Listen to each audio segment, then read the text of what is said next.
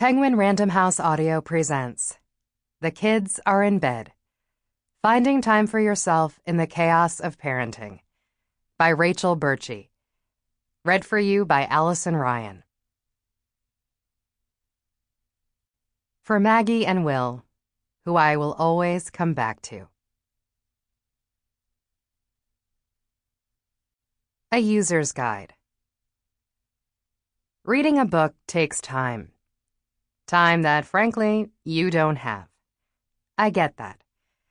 To save you some mental energy, here's what you need to know before you dig into The Kids Are in Bed.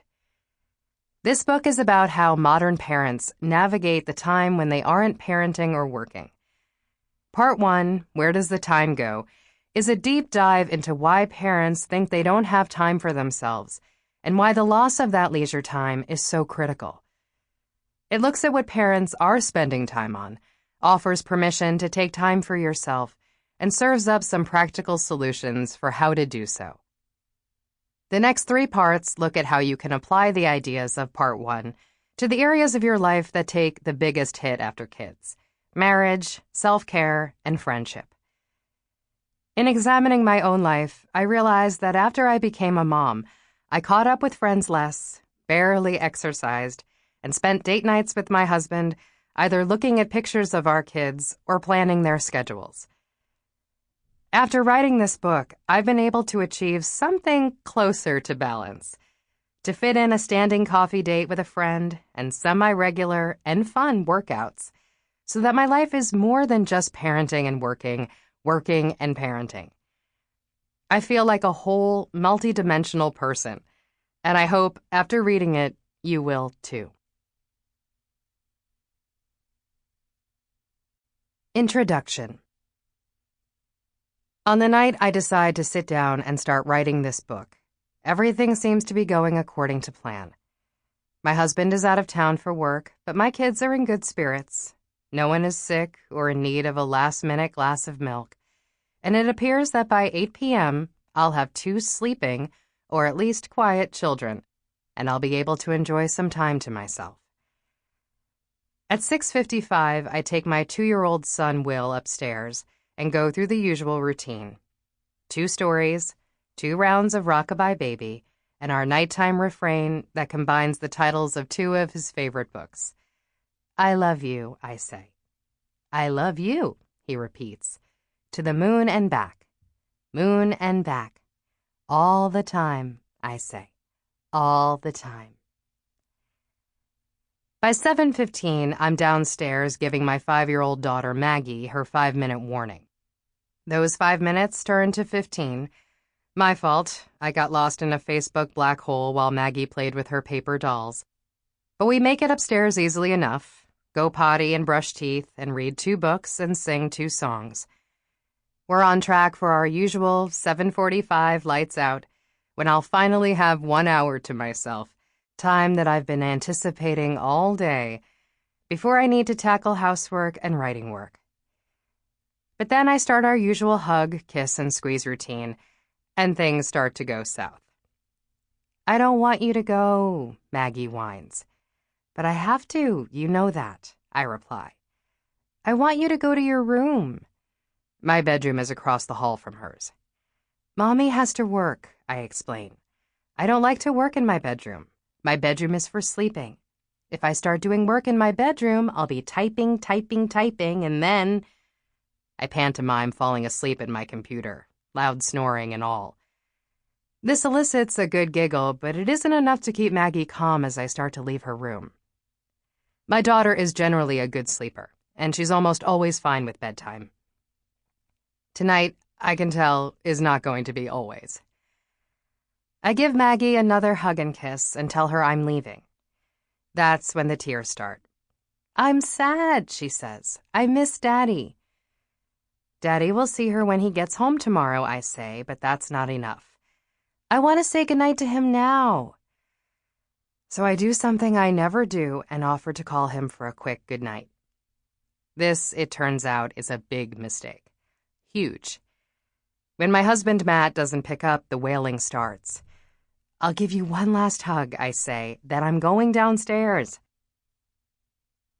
In the kitchen, where I do most of my writing, I look around at the mess left over from dinner.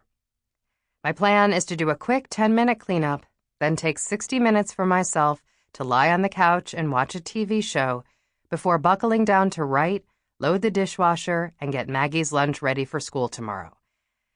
I need that hour to refresh and relax before starting on the next to-do, to gear up for the transition from bedtime mom mode into getting shit done mode.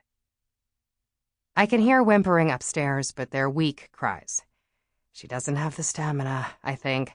Sleep will win eventually. But it's 8:10, and she's usually out cold by now. 4 minutes later, the shouting starts. My tummy hurts. My tummy hurts. I climb back up the stairs, and as I enter Maggie's room, my phone begins to vibrate.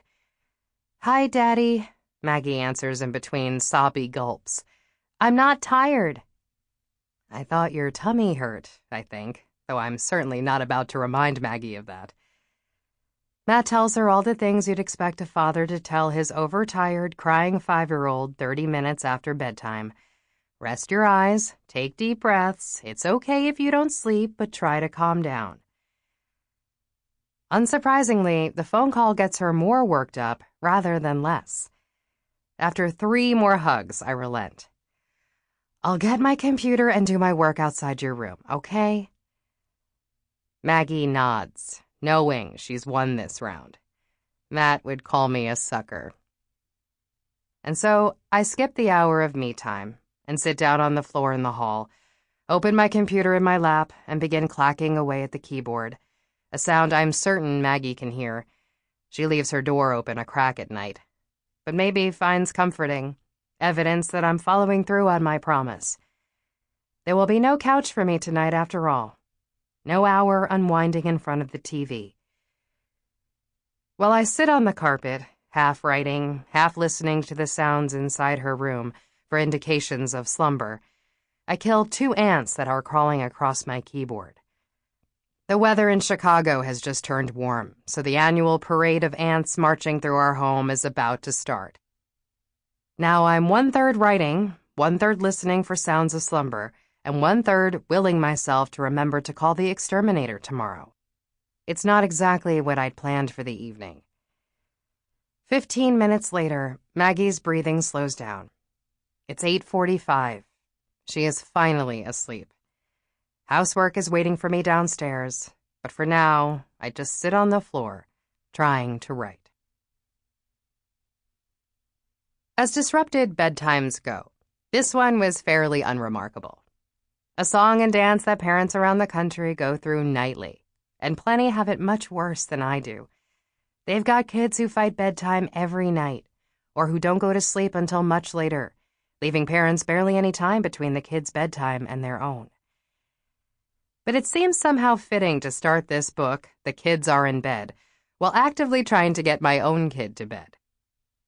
Because what I want to understand is why, as parents, time to focus on ourselves when we aren't parenting or working or adding another item to the to-do list feels so hard to come by. How can we reclaim that time and use it in a way that makes us feel, if not rested, at least refreshed?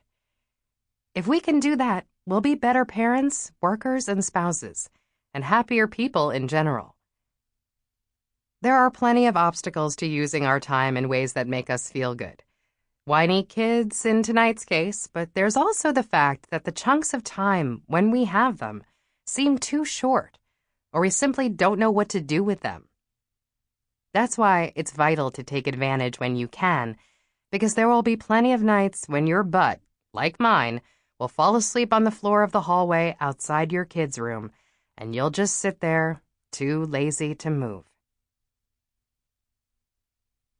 In 2016, while I was working a day job as the managing editor at a Chicago tech startup, I took on a freelance book project that involved a lot of writing in a short amount of time. Maggie was 3 and Will was 6 months old. My typical day started around 6:15 when Will woke up. Back then, Matt was traveling for work more than he wasn't, so I got Will his milk and changed his diaper, and then we played until Maggie Sample complete. Ready to continue?